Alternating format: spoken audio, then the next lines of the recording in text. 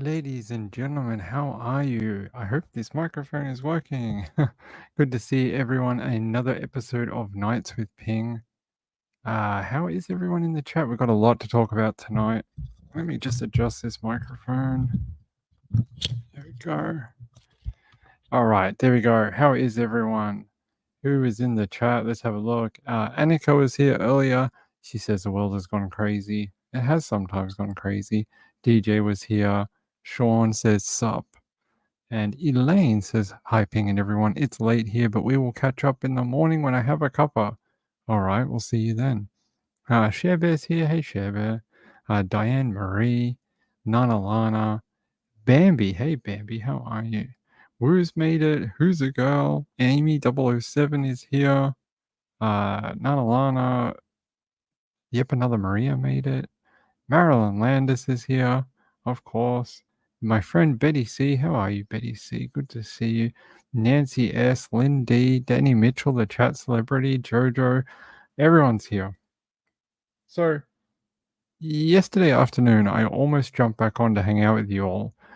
There was a breaking story coming in, and I was like, oh, I should make a live show and come back on. And it all sort of happened and died very quickly. And I don't mean died as a pun. I just mean it sort of all bubbled to the surface and then it sort of all resolved itself. And I was like, I'll leave it for tomorrow.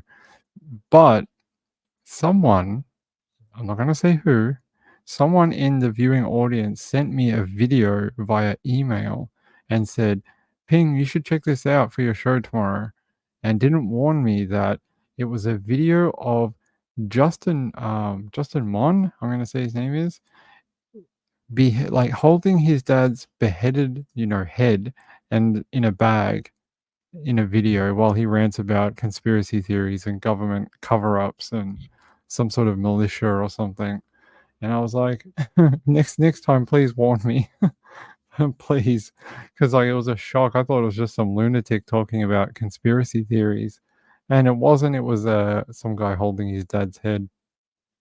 So, yeah, please, next time, a little warning.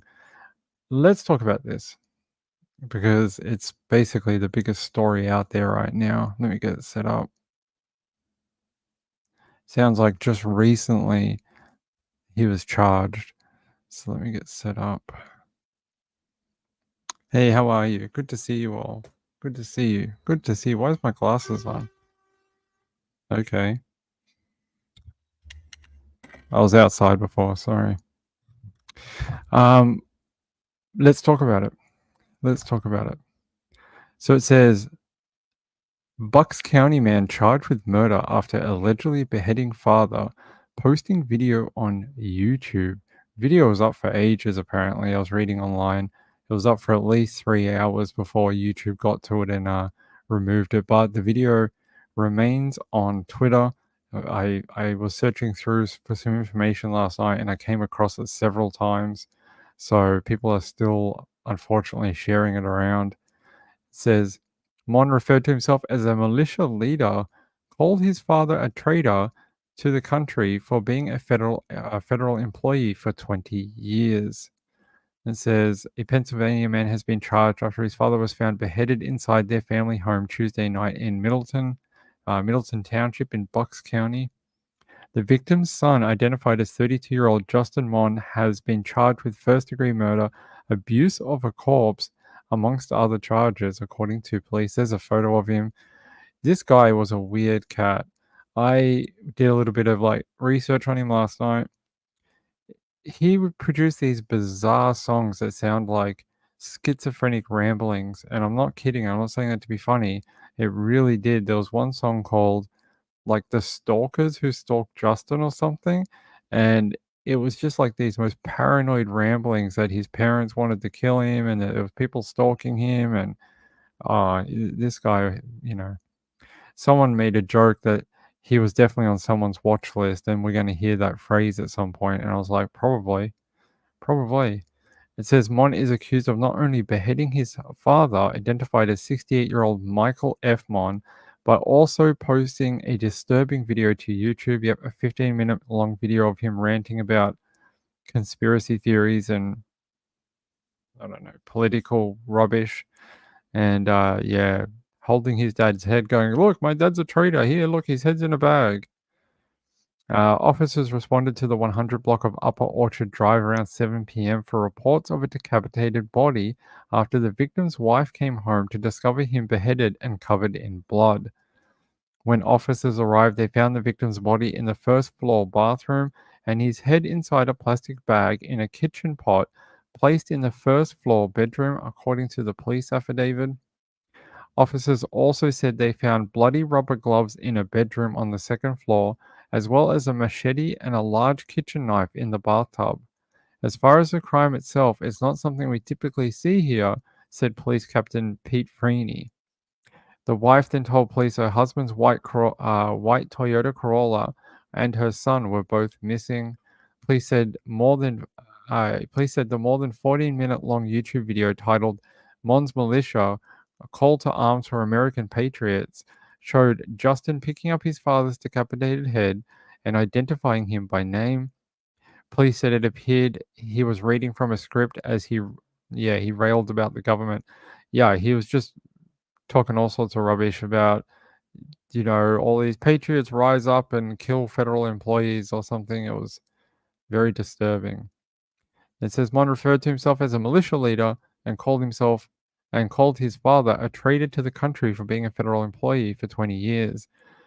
Apparently, from my research on this guy, he had been going in and out of different gun collecting websites, forums, Reddit, 4chan, Facebook groups, Twitter, blah, blah, all of them, trying to get people to join his, against the government militia. And he had been known in those circles for quite a number of years as being a bit, you know, very far left, very off the field. People just basically said, we're here to hang out and talk guns. We're not here to, overthrow a government based on conspiracy theories. And they basically told him to go away. So he's quite well known to some people, especially in gun collecting or gun enthusiast circles. He said he also spoke about President Joe Biden and threatened multiple federal agencies in the gruesome video while reading from a script. They said police captain said there's plenty of evidence to process. I'm sure they'll be reviewing that video. The video was viewed at least 5,000 times before being taken down from YouTube. Police said they were able to track Mon down by pinging his cell phone to Fort Indian Town in Lebanon County, about 100 miles from the crime scene. Local police put the area on lockdown. As officers continued to look, his cell phone was pinged a second time near the western border of the facility. Once officers arrived at that location, they found the Toyota Corolla abandoned. Officers soon found Justin inside the fort installation. He climbed up and over a fence, according to Pennsylvania National Guard Communications Director Angela Watson, and he was found with a firearm in his possession. He was arrested without incident shortly after 9:30 p.m. Tuesday. It's unclear why he went to that area, apparently. So you can see here there's a bit of a map. The murder scene was over here in Bucks County, and he was arrested all the way over here in Lebanon County. No, they're not even sure why he went to the guard facility, but I don't know. Maybe it's one of his hit list places. It says a website for the base referred to it as America's busiest National Guard training center. And they say, I think the neighborhood can rest easy because I think they were a little uneasy for a while before they knew where the person of interest was, according to Joseph Barbarilla. Apparently, he's the Middleton Township Police Chief. Barbarilla said the son lived inside the home on Upper Orchard Drive in Leventon. He says also, I am sad for the family, I'm sad for the community, and also for the people that knew him. That was upsetting, and so very upsetting in our neighborhood, in any neighborhood. So people are saying that it's quite distressing. Mon, who was also arrested on a weapons possession charge, was arraigned early Wednesday and held without bail. He is scheduled for another hearing on February 8th. So we're going to hear more about this in about a week. Uh, the police chief also says our officers from our department drove up to Fort Indiantown and took custody of him, bringing him back to Bucks County for arraignment. He was brought back here and arraigned at 4 a.m. by Judge Geyer. While police search for him, residents say they felt concerned for their safety. Someone that radical who has a gun? Yeah, I was concerned, said a resident. So as you can see, they were able to track him down fairly quickly within a few hours of him putting that video online. I'm sure there was a lot of people who called into police hotlines trying to get something done about the video and to try find, where that guy was, where the body was, all those types of things. But there is a little video up here. We'll watch it in a second. I'll see what you guys are having to say. Yep, another Maria says maybe part of his delusions why he went there. Yeah, it could be. It could be something like that. Hey, Hugney, how are you? Good to see you. Sean says the same conspiracy loony as the Victorian police ambush and deaths. It could be. They're very authority. Yep, another Maria says, yep, we saw that. Gambler says, hi everyone, arriving a few minutes late, just catching up. He's probably at the store again. Danny Mitchell says the government has a lot more weapons than these incentive freaks. They probably do. Government probably. Have you seen the military, like the budgets for like local police departments to buy weapons and Bearcats and armored vehicles and stuff? Like they get so much military grade type equipment. Not the people I'd like to go up against. Hey, good to see you. Let's watch this little video on it. It's got more information. The big story on Action News tonight is the latest in a twisted and frankly deeply troubling crime. Tonight, the man accused of carrying it out, killing his father, then displaying it on social media, has now been charged. 32-year-old Justin Mohn is facing first-degree murder and abuse of a corpse after taking to YouTube last night and boasting about having beheaded his father. Police in Middletown Township then responded to the home, finding the body of Michael Mohn and several weapons they say were used in that utterly heinous act. A short time later, police in Lebanon County tracked down that suspected killer, arresting him some 100 miles from the crime scene. Action News' Walter Perez live outside that house in Middletown Township tonight. Walter, this crime beyond horrendous, and so many people saw the aftermath online. No doubt, Brian. And what is easily the most disturbing part of that video is the suspect showing his father's severed head inside a plastic bag. This is 32-year-old Justin Mohn of Levittown, Bucks County, and he stands accused of a truly unspeakable crime. He's accused of murdering and decapitating his own father, 68-year-old Michael Mohn, a crime he allegedly videoed and then posted online. I am very sad for the family. I'm very sad for the community, and also for the people that knew him. By the time authorities got to the family home on Upper Orchard Drive a bit past 7 o'clock, the suspect had already left with his father's vehicle. But investigators were able to track Mohn's movements by pinging his cell phone to Fort Indiantown Gap in Lebanon County at about 9 p.m. Local police put the entire area on lockdown.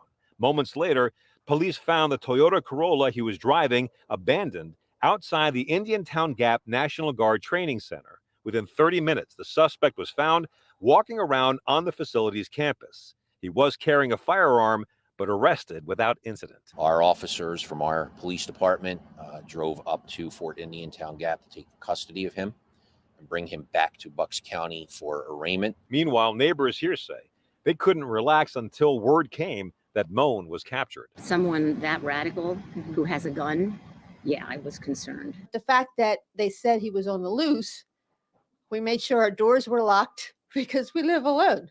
We're two old people that live alone, so we didn't know what was going on.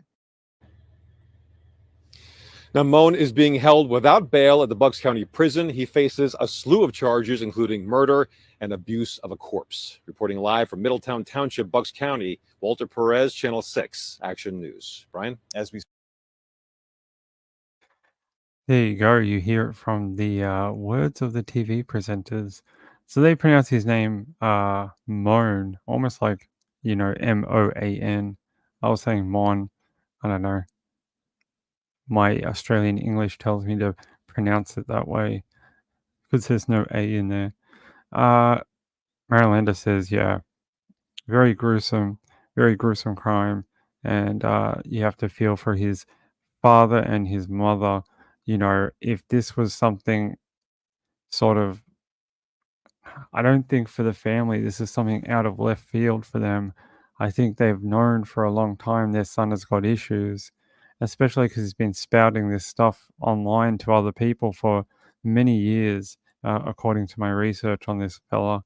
And yeah, I all I can say is thank you for the police being able to get to him quickly, and the fact he wasn't able to hurt anyone else. I mean, I think that's a blessing in its own right. You know, who knows what he could have done if maybe he got to his mom, maybe he got to another federal agent or something, maybe he got to an FBI office, or who knows what he's going to do at the National Guard. Why did he jump the fence and try to get in? I mean, who knows? Who knows? Could have been much worse. So thank God to the township police on both sides. Great work from them. Hey, Video Reel, how are you? Good to see you, buddy. Nancy S says it's horrendous. It is. Yeah, Hugney, I like your photo of the pool. You have like a Olympic-sized pool photo. It looks very summery. It is. Good Moonlight View, how are you, my friend? It's good to see you as well. We'll find out more on February 8th when he heads back to court for another, I think it's an arraignment, or let's see, what did they say it was going to be? Tell us what it is. Yeah. Just a hearing, some sort of hearing on February 8th. That's all they're going to say it is. And yeah, we'll find out. Those residents look pretty freaked out though, didn't they? Like that older lady. She's like, oh, we're just a couple of older people. You know, we didn't know why we'll put on lockdown, and it's very scary. Sure it is that they were living on their own. All right. I could show you a little bit more about this, but it gets graphic from this point on, and I don't really want to do that on this channel, to be honest. And we're going to move to a different story. So many months ago, maybe like 4 or 5 months ago, we did a story on a woman who smoked pot and stabbed her date 108 times. And I was shocked to learn that she didn't get any jail time, and she got 2 years probation. And they basically bought into her argument that she was suffering some sort of psychotic break from marijuana, some sort of marijuana-induced psychosis. And I was shocked when I heard it. I thought originally they downgraded her charge to involuntary manslaughter from murder. And I thought, well, maybe they're doing that to at least be able to hold her accountable to something. And nope, sounds like that's not what happened at all. I have the news release from the Ventura County District Attorney. We're going to look at that in a second. I want to find this video about her first.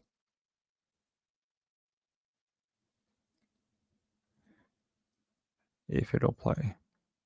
Boyfriend by stabbing him 108 times. Yeah. And now there is fury over the fact that she has been spared jail time after the judge ruled she was not in control because she'd been smoking pot. The victim's father says everyone who smokes marijuana in California has been given the license to kill. Jim Murray has our report, and we warn some video may be intense for some viewers. Could there be a more open and shut case? Literally having videotape of her in the act, kneeling over my son, covered in his blood.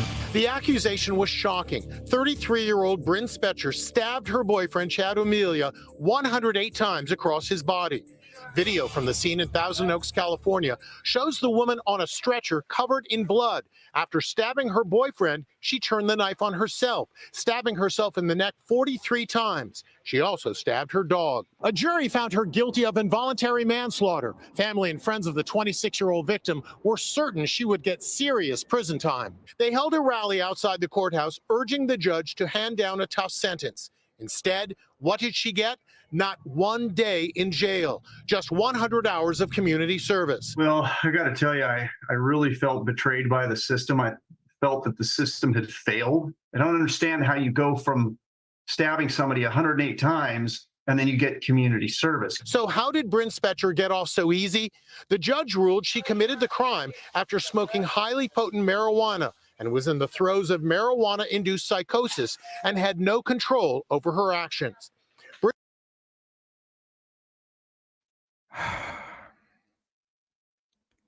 You sell this product legally in a million freaking stores all over California, everywhere. Not including the, black market where you can buy marijuana too, but it's everywhere. So the next time someone shoots and kills someone or stabs them to death, just make it really bloody and violent, and then people will believe that you had a psychosis, and you'll just get 2 years probation. There's a precedent that's been set now. This case sets a precedent in the legal system that if you do something while under the, you know, under the influence of marijuana, you can just say, "Oh, I didn't know what I was doing. It was psychosis." I mean, right? It's 108 times stabbing a victim. You need a lot of energy and power to continually stab someone that much. And the wounds on her, I saw some photos afterwards. I didn't think they looked all that. I mean, I know she's covered in blood, but it's probably not her blood. I didn't think her wounds looked that bad. I think it's absurd. 2 years probation, 100 hours community service.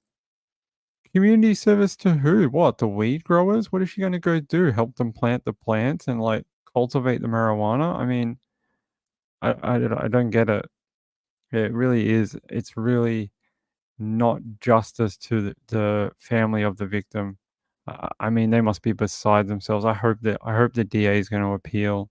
I hope, because they have to move on with their lives, knowing that the person who hurt and took their son out of this world just got to go back to their life, basically. I mean, and I'm not saying she should be hung or anything. I'm just saying it's got to be some sort of mental punishment, be in a medical hospital for 15 years or something until she can prove that if she ever, tried anything, alcohol, marijuana, cocaine, anything, that it wouldn't happen again. So I'm going to read you what it says here. So it says it's a news release and it's from their PIO, which is their public information officer. And it says in Ventura, Calif, District Attorney Eric Nasarenko announced today that Bryn Spetcher of Thousand Oaks was convicted by a jury of involuntary manslaughter in the death of Chad O'Melia, whom she'd been dating for a few weeks. On May 27, 2018, she went to his apartment in Thousand Oaks, where they both took several hits from a bong loaded with marijuana.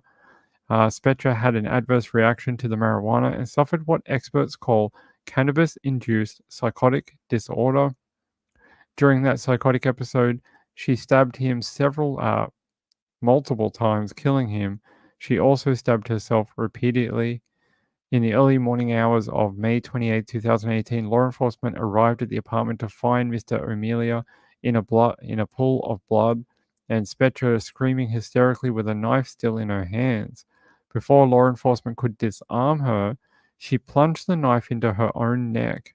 Officers used a taser and several baton blows before they were finally able to disarm her. A long serrated bread knife was taken from her hands.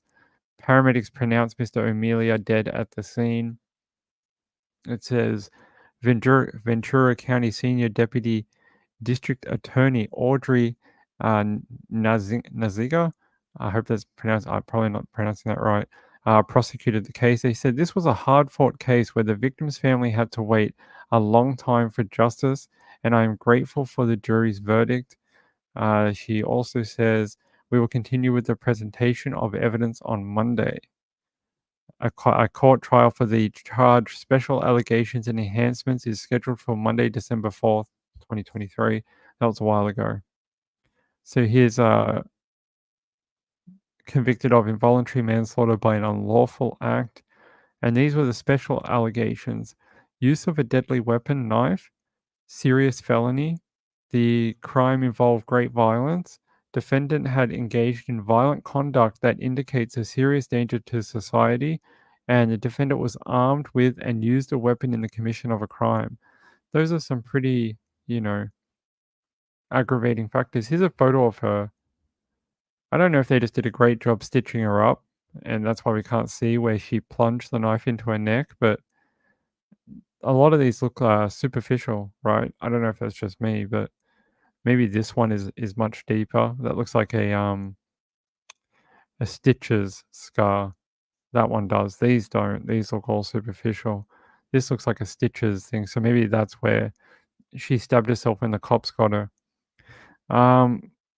Yeah, there you go. No jail time. Nothing. Yeah, that's what I thought. At least on that side, on the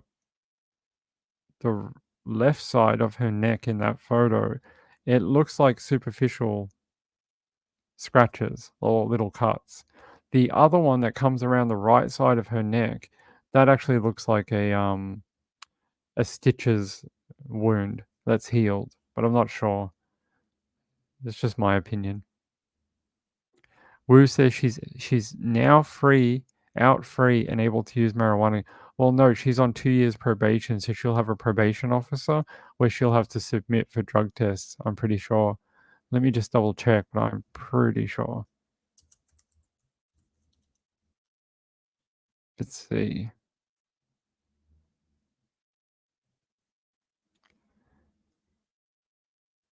Yeah, she's on probation, so she will have to submit. Go away. There we go.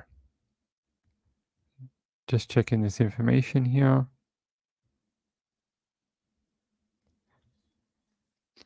Apparently, she'd only been facing a possible 4-year prison term ahead of her Tuesday sentencing hearing. That's it, 4 years for involuntary manslaughter. That's like, isn't involuntary manslaughter like if you hit someone with a car and killed them by accident? I don't know.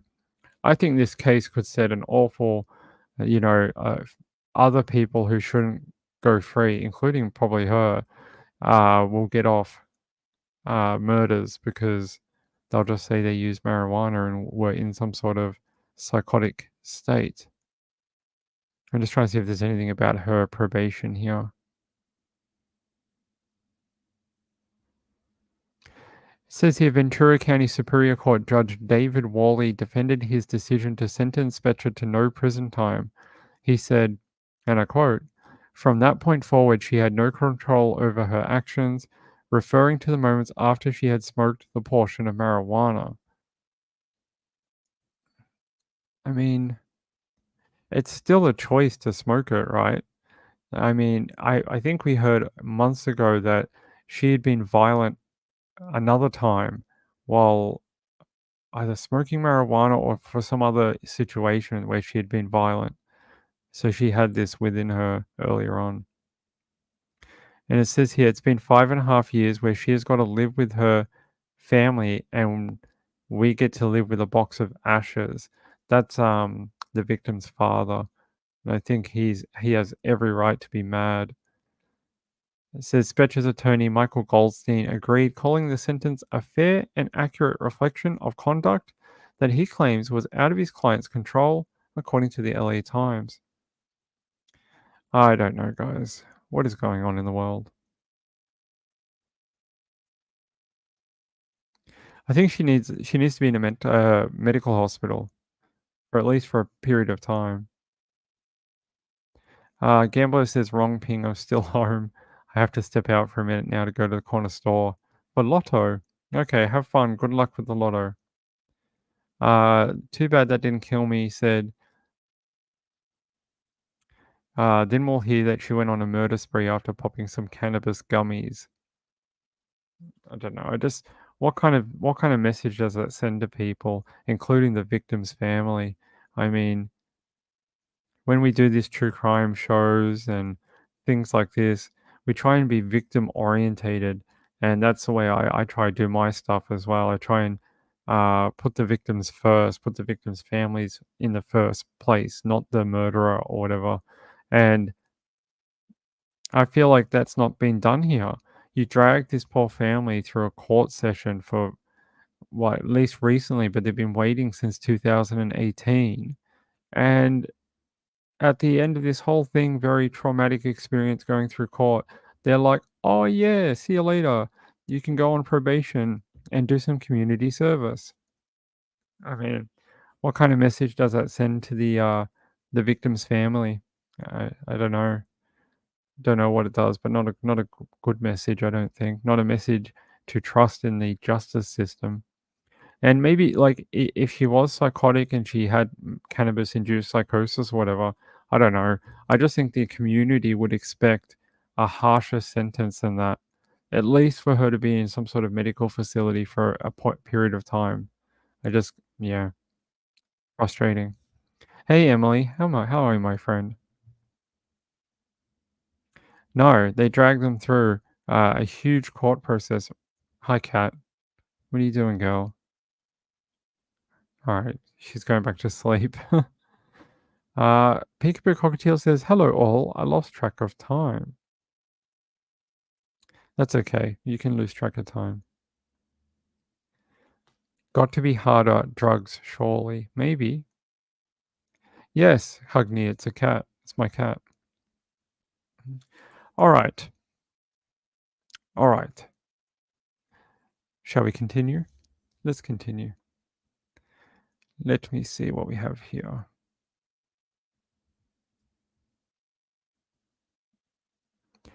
Yeah, here, this is what I want. Amelia's father, Sean, says, I got to tell you, I felt betrayed by the system. I felt that the system had failed. I don't understand how you go from stabbing somebody 108 times and then you get community service. Yeah, they must be beside themselves. They really must.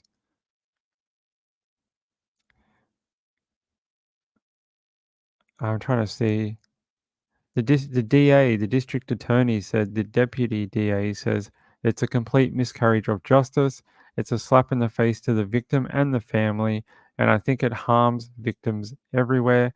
It sets a dangerous precedent for our county. The DA says she believes Amelia was blamed for his own death. And there was that kind of painting. They said because he had given her the drugs originally, when she said she couldn't feel the marijuana, he gave her a stronger type of marijuana. There was a lot of framing in the court case that, well, he gave it to her and like he gave her the stronger version of it. All right, guys, hold on. Sorry.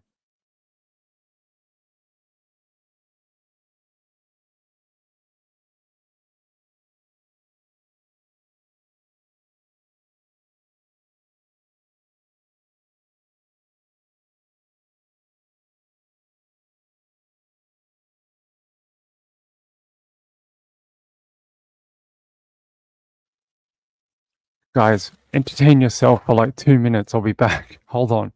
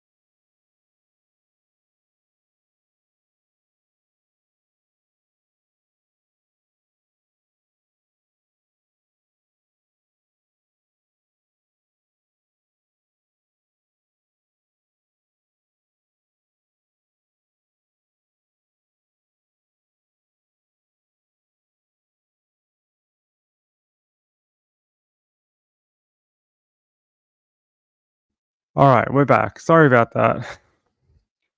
Oh, jeez. Bloody Amazon. Always trying to come here when I'm not doing my show. How are you all, people?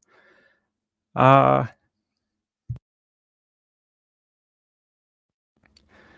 another Maria says, so far tonight there is psychosis. Okay. Let's see. Oh, we're talking about the guys in Kansas City? Let's see. Let me see. Where are you guys talking about that? The cops can't question you in rehab. Do you know from experience, Danny? Yeah, what elaborate story. We'll look at Jordan Willis and that in a little bit. All right. Let's get sorry about that break. Sorry about that. All right. We're talking about how Mr. Amelia's father, Sean, was saying it was a miscarriage of justice. He didn't understand how you go from stabbing someone 108 times and then get community service. And we were saying, yeah, we didn't understand either. Spectra claimed her boyfriend never told her the marijuana was especially strong when he gave it to her to smoke. The pathetic defense here has been to blame the victim. Let's blame the person who has been stabbed 108 times. It was ridiculous, his father said. And then the DA says it's a miscarriage of justice. Bryn Spector claims her boyfriend never told. Shush. I agree. And I hope they appeal it. I hope they appeal it for being like manifestly, very soft sentence. They do that down here sometimes. So. Right, it's a choice, right? She made the choice to accept the marijuana, and she still has to have some blame for her actions, but we'll see. We'll see what happens. Yeah, I did see that earlier. Jordan Willis has entered rehab. We'll talk about that in a minute. Manifestly inadequate. That's the word I was looking for. Thank you. All right. Yes, I was shocked at that information. Really, really was, because we followed that case a little bit last year when it happened. All right, let me find our other. All right, this next story has like the world's biggest trigger warning on it, okay? It's a child case. It involves sexual assault. If this is something that you're not up to and it affects you, please. This next story is very difficult, but it needs to be talked about. Can't talk about. If we don't talk about it, then the monsters get to live in the shadows. You know what I mean? Like the crimes get swept under the rug, no one hears about it, and we don't hear about the bad things that are going on to protect other children. This is a pretty bad story. It's probably the worst story I've heard in a while. Youth baseball coach charged with, this word of a child, possibly infecting her with HIV. It says in Cleveland County, Oklahoma, a youth baseball coach was arrested on January 13, 2024, after he was allegedly found, R-wording a child at a home in southwest Oklahoma City, according to an affidavit.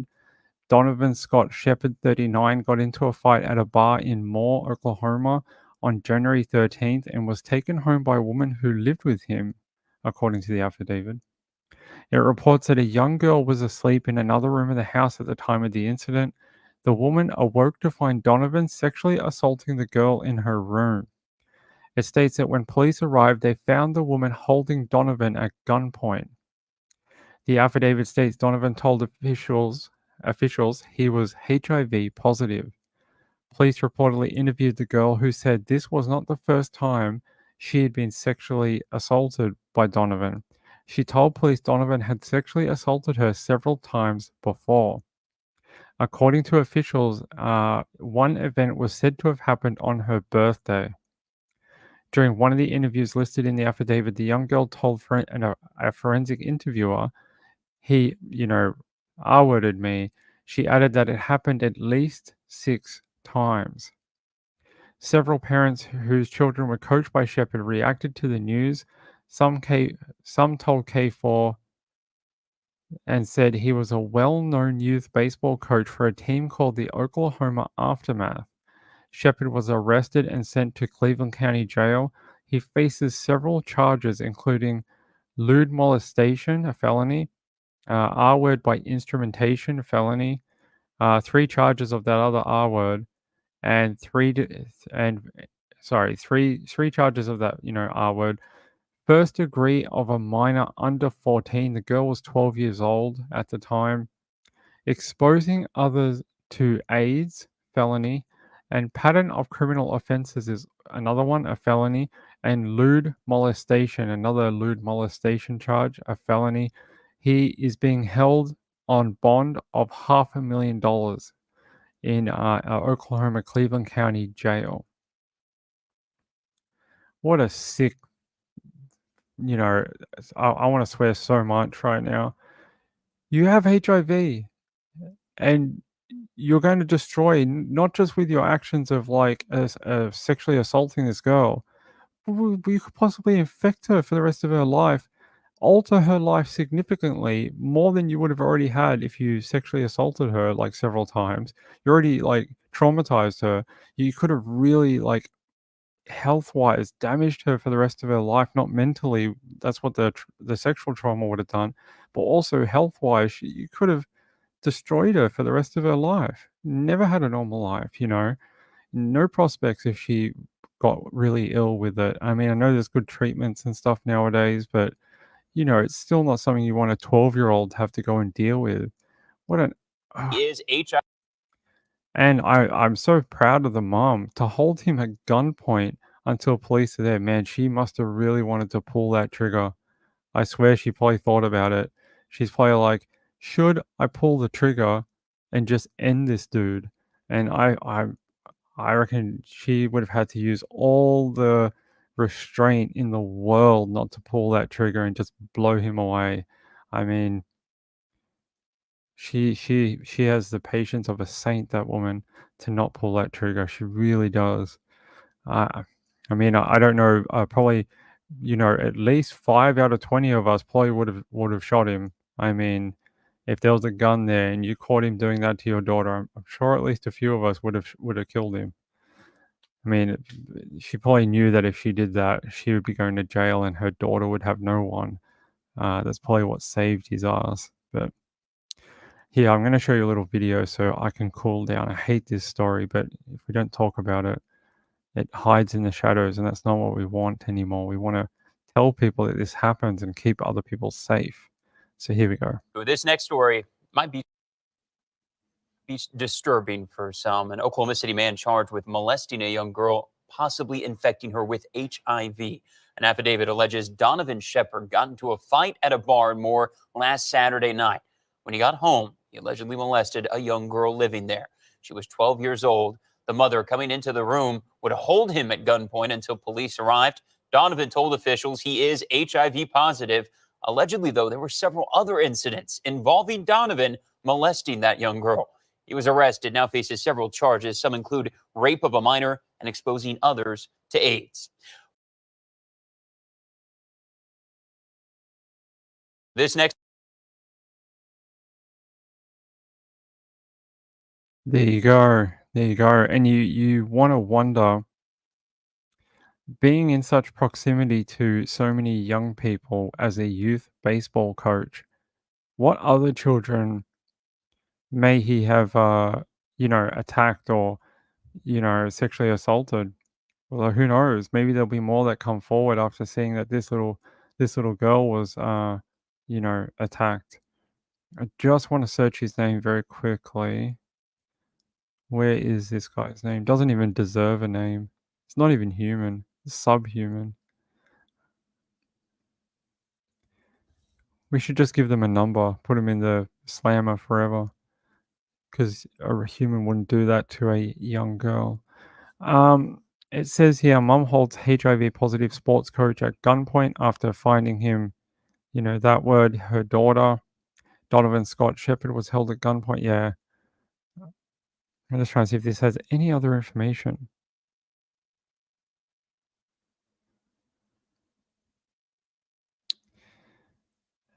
There's another photo of him.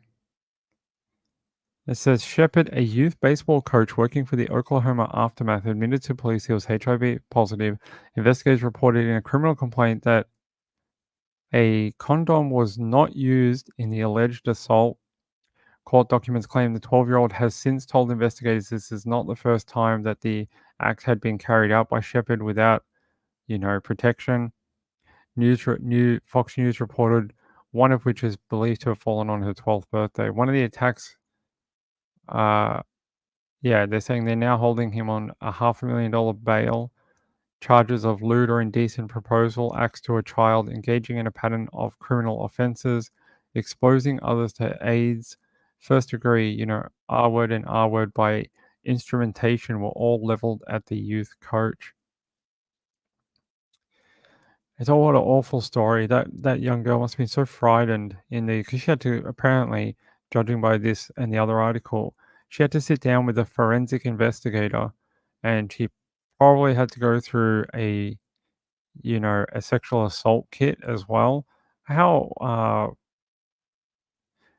just violating. She would have already felt, very, violated, but then to have to expose herself again to a doctor or a nurse and have the swabs done and all sorts of things. I mean, that poor girl. I can't imagine. It says, oh, it's a different story. They're saying that another sports coach has been caught lashing out in a fit of road rage that turned into a vulgar homophobic attack. We might read that later. But there you go. He's apparently in this detention center somewhere back here in this photo. But this guy, horrible. You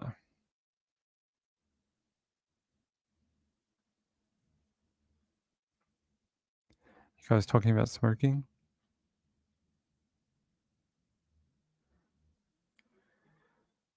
Emily Knob says, as I light a cigarette. Good for you, Woos. It's hard. Yeah, quit smoking if you can. Yeah, unleash the hounds. Yeah, someone should get him. There you go. That's a very horrible story. I'm sorry to bring that to you. Sherry Runs Late says, being a teacher for 23 years, you wouldn't blink an eye at the things we have to know about and read the psych report. Make accommodations for PRSD times. Crazy. Hey, Juicy Jules, how are you? Good to see you. All right, let's move to something less disturbing. All the stories tonight have been really messed up. Let me grab our next story for you. Where are you? My link. Let's have a look. That's not it. I hope they invent an app, a better app, so I can do this. Where is it?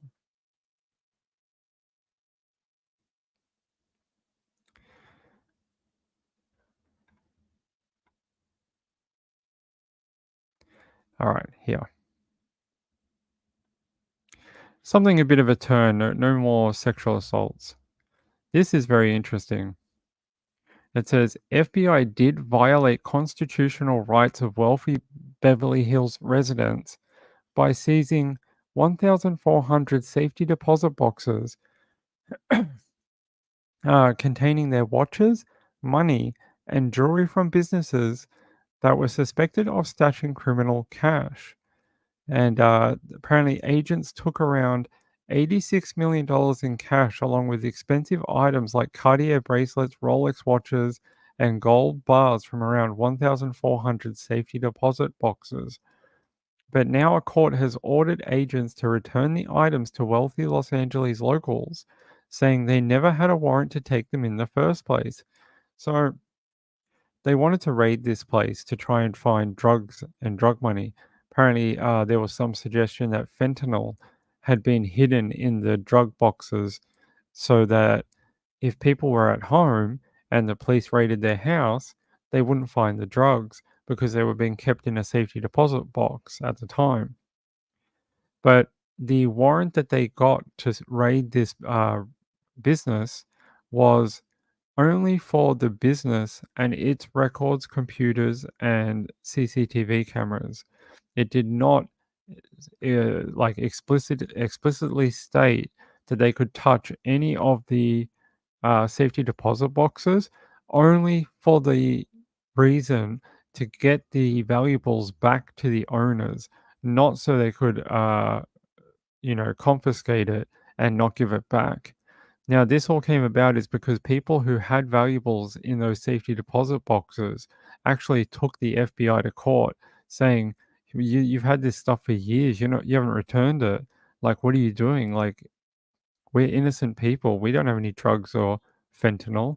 You need to return all this." So, I'll read a little bit more. It says it was stormed and raided. The company's name was U.S. Private Vaults, and it was in March 2021. They said the court's 3 panel of judges ordered the FBI to destroy records related to the boxes and to hand back the money and belongings they had seized. Here's some photos of them going through different boxes and people's valuables. Here's some people who are very annoyed at having their stuff taken. And it says agents had a warrant to raid U.S. private vaults, but the warrant stated it does not authorize a criminal search or seizure of the contents of the safety deposit boxes. It allowed them instead to seize business computers, money counters, and surveillance equipment. As for the boxes, they were instructed only to inspect the contents in an effort to identify their owners so that they could claim their property.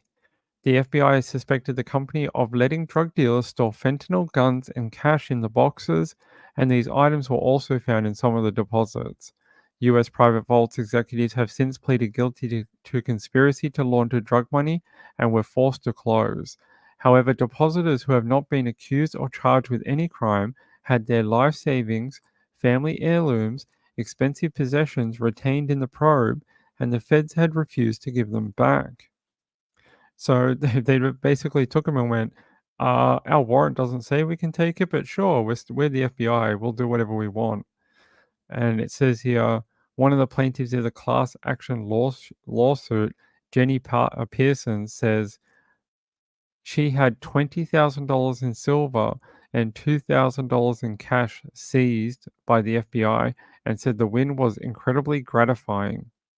She says hearing those judges just knock them down a peg and talk through the situation, this extraordinary overreach and an actual breaking of civil rights, it was just really gratifying. You can see here some photos of the day they raided that property back then in 2021. Yeah. Apparently, attorney Rob Johnson from the Institute for Justice is leading the class action lawsuit against the government. They said, though, that the problem with this ruling is the FBI is so powerful that they will treat it like a trial run, and that, yeah, sure, they will give everything back, and there's really no negative to the FBI. They just have to give the stuff back to the people, right? And they will see that as, oh, we made a mistake. Next time we'll do it the right way so we don't get caught. And there's really no punishment for the FBI at all. So they did something illegal for many years, held people's property for no reason, yet they don't actually get any repercussions for their actions. And they just treat it like a dry run for next time, where they'll hope to be a little more uh, fastidious with the lawsuit or the warrant. They'll be a bit more, by the book. Sienna says, "Okay, I'm really back now. I've been listening, but the kiddos needed me for a few. No worries." Juicy Jules says, Uncle Duncan was in San Antonio, Texas, kind gentleman. Who's Uncle Duncan? Oh, there we go. Good healing. My angel uncle got love him with geologist mobile oil. Okay. Gambler says, I'm back once again. I'll have to catch up what I missed on the replay. Yes. I have no idea, but I think she's on the other story from before. Let's see. You missed out on not much, my friend, not much. Let's see what else they say about the FBI being silly. It says, Rob Fromer, who is representing Pearson and others in the case, said the ruling helped to expose the government's attempt to steal innocent people's things, but it won't prevent it from happening again. He says, I think this ruling on its own is important, but it won't stop the FBI's grasping hand. Yeah, they got their hand slapped just now, but unless there's real consequences, they'll just view this as a dry run for the next time. Yeah, I guess they might. Hold on, I just want to check this. Apparently, rock band You Had Me at 6 have announced their split after 20 years. Have no idea who that is. Yeah, there we go. I thought this was interesting. The fact that they didn't they didn't even adhere to their own warrant. They just went, "Oh, we'll just take everything," and yeah, there you go. They have to give it all back. Here's an older version of the story. It says FBI tries to keep $86 million in cash and millions of dollars in jewelry after raiding a Beverly Hills safety deposit box business used by criminals. This was back in June 2021. It says the March 6 indictment alleges that U.S. private vaults and its customers were laundering money, letting drug dealers store fentanyl guns and cash in the boxes, and claim the business marketed itself to crooks. Agents with the FBI and DEA seized the contents of every single box on March 22nd after being granted a warrant. Guns, drugs, and millions in cash were among the items seized, but many other customers say the contents of their boxes were stolen even though they hadn't broken any laws. Customers of U.S. private vaults have since filed a class action lawsuit. That's the lawsuit that just wound up, and they actually won that lawsuit. So they will actually get their stuff back from the government. Well, when they're ready to give it back. Might take months, but they'll get it. It says here, Ruiz, who most recently worked at the airline caterer Gate Gourmet, is the son of a retired police officer. He said a federal agent asked him if he belonged to a drug cartel when he went to try and retrieve his money. He said, I'm made out to be a criminal and I didn't do anything. I'm a law abiding citizen. He said he used the cash to get medical care and buy food and has not been able to seek treatment and has been surviving on food staples he had stored amid the COVID-19 pandemic. That's pretty wrong to take people's, if they're not involved in the crime. Here's a photo of what they put on the door, the warrant, and hey, head to this website and fill out a form. You might get your crap back, or maybe we'll just keep it. Here you go. That's how people found out. They saw a little thing on the door. And these guys are saying that they lost all this. That's a Seagate hard drive, external hard drive, some watches, antique watches, and whatever this is. I'm not sure, some sort of safekeeping. What is in this? Let's see. Number of watches, important documents, and a hard drive. Yeah. And a key. A key. It could be the treasure. Maybe. We'll find out. Yeah, interesting story. Hey Gizmo, how are you? Juicy Jewel says law system is not fair, leveled same crimes. It's true. With the humidity, it might be not helping Woo's right now with her lungs. It's quite humid in some places down here. There's someone out there that keeps out this window right here. You guys can't see. Hold on. Out here, there's someone out here with a tester, like a electronics tester. You know, when you touch a live wire, it goes beep, beep. Someone's testing something over here, and all I can hear is beep, beep, beep, like every 2 seconds.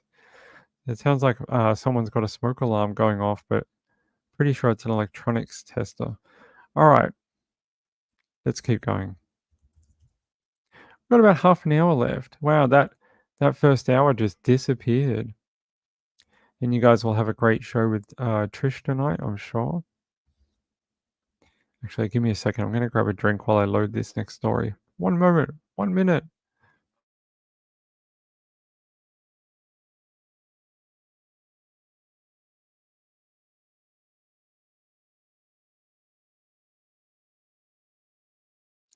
All right, we're back. Let me load this next one. This was sent in from Gambler, actually. I'm pretty sure. Hold on. Oh, no, it was DJ. DJ sent this in. Thanks, DJ.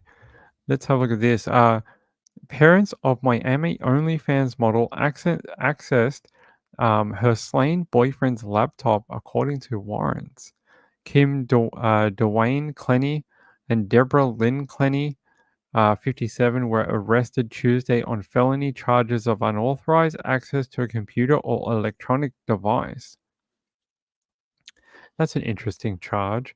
It says the parents of a Miami social media model accused of fatally stabbing her boyfriend in 2022 were arrested after authorities said they accessed the boyfriend's laptop after the killing, according to new warrants. Kim and Deborah were arrested Tuesday on felony charges of unauthorized access to a computer or electronic device. The couple, who are the parents of Courtney Clenny, were arrested in Travis County in Texas on charges filed by Miami-Dade police. Courtney is also facing a new charge of unauthorized access to a computer. The warrants released Wednesday detail the arrest of the parents of Courtney, who's accused of killing her boyfriend Christian. The 27-year-old was found fatally stabbed in the couple's luxury Edgewater condo on April 3rd, 2022, allegedly at the hands of his girlfriend, Courtney. Courtney, now 27, was arrested in August 2022 on a second-degree murder charge. She's being held without bond while she awaits trial. According to the new warrants, many of his belongings were taken from the condo after his killing. Authorities who were investigating his killing had sought access to Courtney's cell phone, along with her iCloud account and the iCloud accounts of the parents. They received those search warrants for the iCloud accounts, and Apple complied, which gave investigators access to the messages, including a group chat between Courtney and her parents and their attorneys. Included in the chat were discussions about Christian's laptop and how to access it, including reference to accessing a laptop using guest passwords. They're saying, "Are there any pins or passwords we can try before you see her tomorrow?" her mum wrote. Her dad wrote. He later determined the pin was a number and not letters, and the next day wrote, "Hell yeah, the pin worked." So it shows you they accessed the laptop of the deceased boyfriend. It says, "Kim, hold off on going through the computer, please. I don't want to turn you into a witness just yet if you find something useful." The parents and attorney also discussed potentially shipping the laptop. When it comes to potential evidence, we always have to consider chain of custody issues and don't necessarily want to take the risk that something gets lost in the mail, according to the attorney. So it looks like they were sort of scheming up ways to either find evidence, get rid of evidence, or, you know, find more information that they weren't legally entitled to. It says days later, Kim sent a message saying, "I'd also like for you to have the laptop soon so you can see if there's anything of use to us on it." Records show the laptop was eventually turned into defense attorneys. But Florida law says accessing a person's computer without their permission, or in Christian's case, the permission of his estate, is illegal. It's unknown when the parents could be extradited to South Florida to face the charges. In a lengthy statement, Courtney's attorney called the charges against the parents a power play by prosecutors to control the narrative. They said, "We're extremely surprised and very concerned about the arrest of the Clenny family. This could be an example of prosecutorial overreach and misconduct. It appears excessive in that the family is now confined in jail, awaiting an extradition hearing on what may be an attempt to manipulate media headlines and discredit them before Thursday's scheduled hearing on a gag order in this case. We believe the Clenny family has been targeted with some trumped up charges to discredit them in the press and make their lives miserable. Maybe, do you think, or it is a weird charge though. I've never heard them doing that, but maybe they're trying to get them something else. Maybe these are just like the first little things just to get them into custody. Let's see what the video says.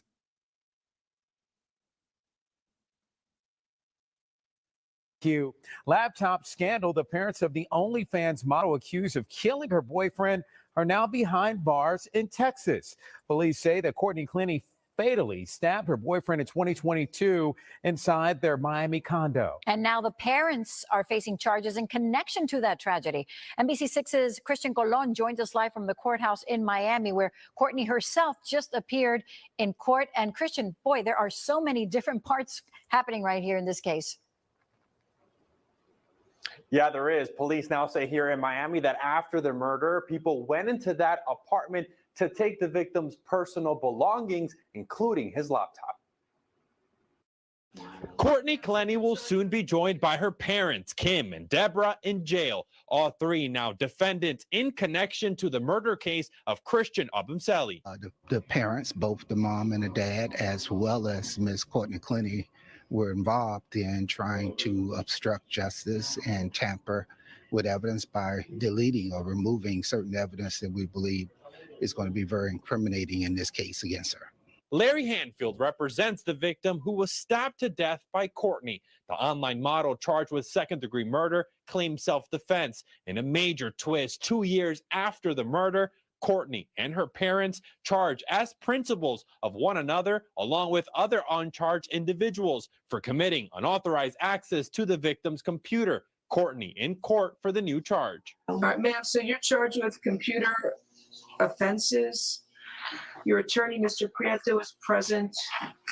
Records show police found a group chat where Clenny's parents, along with their attorneys, discussed potential laptop passwords. Eventually, her dad got in. One attorney warned in the chat they shouldn't access the files, but under Florida law, a crime was already committed.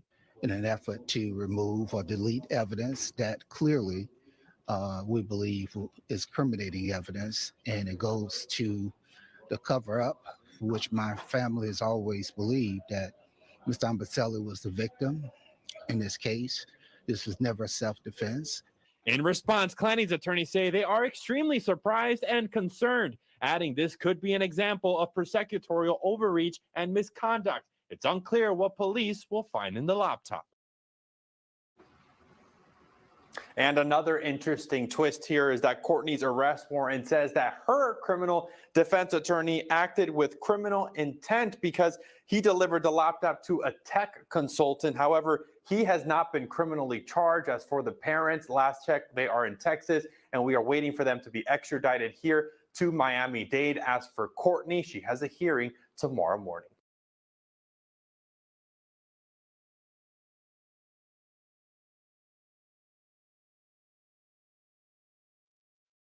So no, I think pretty sure he was stabbed to death. But apparently there's a new video here. I hadn't seen. New video shows Miami OnlyFans model hitting boyfriend. You know, like I was sober for 2 weeks. 2 weeks. And now why am I not sober? Because of you. Like you're hindering my progress. You need to sit down. Let go. Let go. Let go. Okay. Come on, boy. Let go. Like I can't even I'll try to hit you later. Like, get the off me. You don't want to hit me. Christian, he saw me and I know he's looking. I'm fed up with you. I'm fed up. I'm fed up with how you treat me. Oh, yes, I'm not mad at you. You let Malone say some line that affected you. I didn't let her say anything. I didn't say you did it. Hey, let's go to Malone right now. Let's pull up to her. No. I'm just gonna hear the scene. No, she's in the group chat. Let's put her on the phone right now. I dare you. Yeah, you dare me? Keep saying you it. Do it. Then stop saying it then. Do it. Then stop saying it then. Then stop saying it then. Let's look. Boy, come on. Ask her. Ask her, did I touch her breast yesterday? See how instigative he is? No, you're telling me I touched her breast yesterday when I get the it's almost like we're watching a female on male domestic violence. She's hyper aggravated, hyper aggressive too. and you see how this could have escalated to where he was stabbed. I mean, she's constantly reaching out and like hitting him, slapping him, grabbing at him, and then she turns around and says, "Stop touching me, stop grabbing me."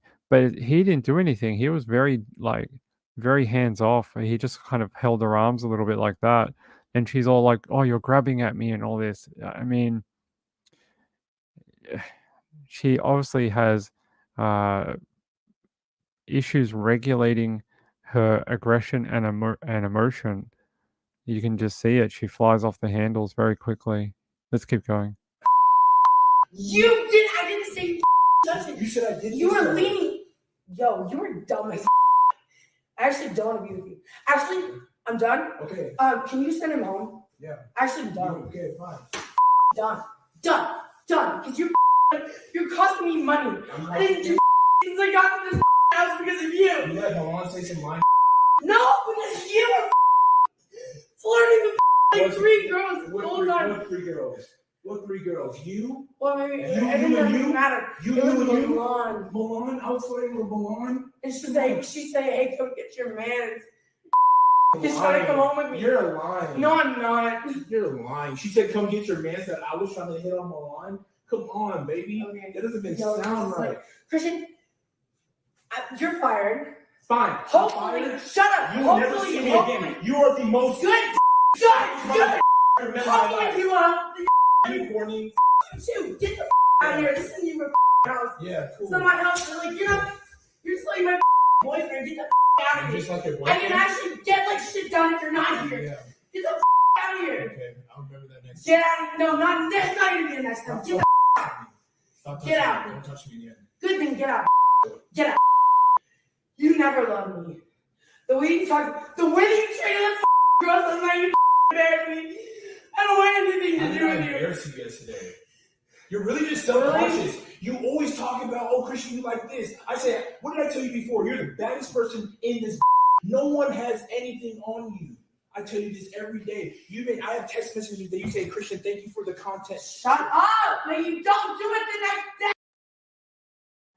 He shouldn't have advanced on her. At one point, he advances on her and sort of bails her up in a corner. I think that wasn't helpful.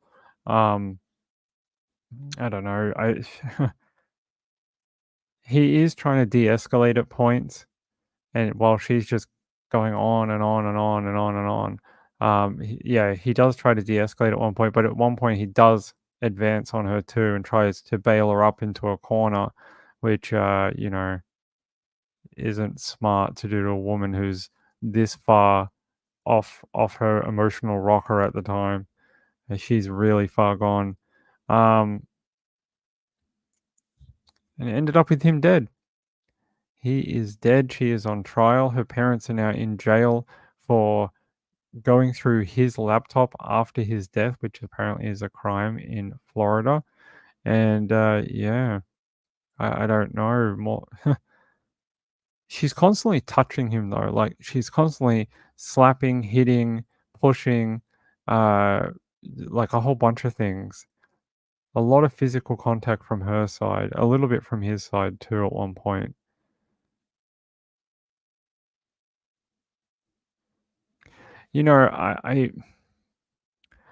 I feel like in that situation, I'm not blaming the victim, but his best option probably would have been just to leave.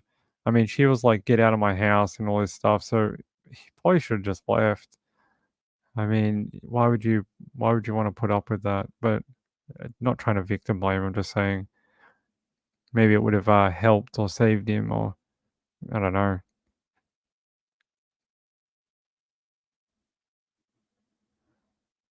Yeah, I don't know. Very crazy case. I reckon she will be charged. Not charged. I reckon she will be found, guilty, and I think she will go to jail for quite a while. I mean, the video of the elevator and the scene afterwards. There is video of the apartment after the stabbing. I mean, there is just blood everywhere. Yeah, he was quite calm, although, like I said, he did advance on her at one point, which is threatening in some ways. Amy 007 says, she is unstable. He was calm. Yeah, he was, at least for part of it, trying to de-escalate. He was saying, you know, oh, that's not true. I don't even know this girl. Don't know what you're talking about. You know, but he was trying to explain things, and then she just kept going around in circles about these couple of points. Amy 007 says, so immature and childish. How old was this girl again? 20-something? Hold on, let me look. I've forgotten her age all of a sudden. Hold on, where are we? 27. Now 27. August 2022, she would have been 25-ish, almost 26 maybe. So she's in her mid to late 20s. And yeah.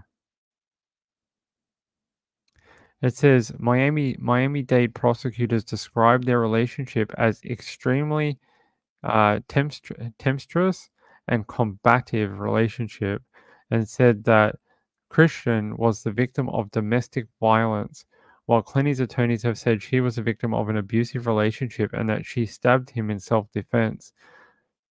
The two security camera footages, or this one and the other one being filmed by the friend, show her being the aggressor like 99% of the time. He just tries to get her off. He doesn't want her on him, and that's what you see a lot of. And you see in that video, she's often like whacking him, slapping him, hitting him, grabbing at his clothes. It's an interesting insight into male victim domestic violence. You don't see a lot of it, but it happens far more than you think it does. And it's interesting to see such a high profile case of it.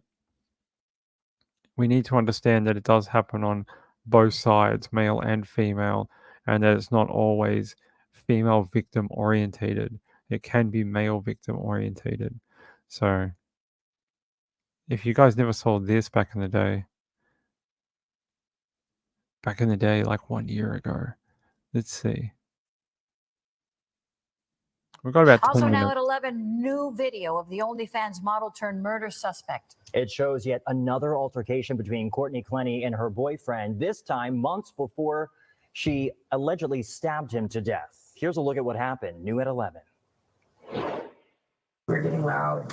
I was like, oh my God, we're gonna like do damage to the room or something. Not damage to each other. Las Vegas, July 27th, 2021. Alcoholic beverages on the couch. Las Vegas Metropolitan Police officers are dispatched to the swanky Cosmopolitan Resort and Casino for a family disturbance call. According to this police report obtained by NBC6, 26-year-old OnlyFans model Courtney Clenny and her boyfriend of just 1 year at the time, Christian Abumseli, were being questioned and held by resort security officers. Later, Clenny would be arrested and charged with domestic battery. According to written statements by at least 2 security officers, Clenny told them it was, quote, all her fault, saying that she hit Abumseli first, and he pushed his fist into her neck. She goes on to say that it wasn't a big deal. Later, the social media star admitted to police that she threw a glass at him after an argument about not going to dinner the previous night. The report also says she mentioned to officers that she had thrown plates and glasses at him before. Like the way that things were going, you were either gonna get loud or I was gonna end up throwing something. This is just the latest revelation of what appears to have been a tumultuous relationship, ending with Clenny allegedly stabbing Abumseli to death this past April at their Edgewater condo. Clenny's attorneys say she acted in self-defense. Earlier this month, Just shut up and let me slap you, dumb. You're not gonna slap me. Give me my phone. You have your phone. a slew of evidence and discovery released through a public records request uncovered what prosecutors call a toxic relationship between the two. You hit me. Shut the up. Just 2 days before the deadly stabbing, Clenny can be heard asking for a restraining order against her boyfriend on Miami police body cam video. I'm scared to go downstairs and let my dogs. Clenny's attorneys have said she's not going to trial for her lifestyle, her previous arguments, or recorded rants. She is going to trial for defending herself. And we have reached out to Clenny's attorneys for comment on the Las Vegas incident as she seems to do the bully tactic, which is as soon as she gets near someone of authority that can change the situation, she immediately switches into victim mode. And that's what she did there. Oh, I need a restraining order against my boyfriend that I beat up and slap and on camera in the CCTV, but I'm the one who needs the restraining order. I mean, it's typical bully mentality, like the stop hitting yourself thing, like where they grab your arm and smack you in your own face. Sort of the same deal. Uh, yeah, it's really awful. No, we should take it more seriously. Men are often, unfortunately, victims of domestic violence, just in a different way. It is violence, but it's slightly different. Like he had quite a lot of restraint to not smack her back when she was constantly just whacking him and slapping. You saw in that second video just then. Um, she's constantly hitting him. Like, it doesn't matter what they're doing, she's constantly slapping on his back and his arms and his shirt. I mean, it's bizarre. She just has a propensity for being violent when she's emotional. That's what it is. And she doesn't seem to have a way of regulating that, um, you know, that emotion. All right, let's start wrapping up for the night. By the way, I want to say sorry to Nancy S. Nancy, I'm pretty sure this is you anyway. I want to say thank you if it is you or it's the other Nancy, but I thought it was you. Sent in a donation yesterday for last night's show, and I'm so sorry I didn't see it. I really am I apologize. I didn't think we actually got any last night. For some reason, I didn't see it. But I'm very, very thankful, very, very appreciative. People who support this channel are very kind, and it means a lot to me. So I'm sorry you didn't get your thank you the other night. And I want to say for tonight, thank you to Mr. Sean the Sheep. Thank you, Mr. Sean the Sheep. I'm going to put that towards the Supreme Court Fund. I'm still planning to go later this year. We still plan to go. It's not you. It's not this Nancy S. It must be the other Nancy S. We have a couple. We have a couple of people with the same names. Sorry if it's not you. I can't remember which one it is. They'll have to tell me in chat. But thank you to that Nancy S. I don't want to say the full name. But yes, thank you to that Nancy S. And yeah, you guys are amazing. I wish we had more time. I really do. I hate having to get off at like 1 hour and 25 minutes. It sucks. I've got like 10 more things we could do tonight. I tell you what, if there's any more breaking news coming into the evening tonight, I'm going to jump back on at about 4 o'clock, 4:30 my time, which is in about an hour and a half or 2 hours. So if we get some more movement in Iran over in or something or some sort of breaking news, I'm going to jump back on for a bit. Okay, so you might see me again today. Yes.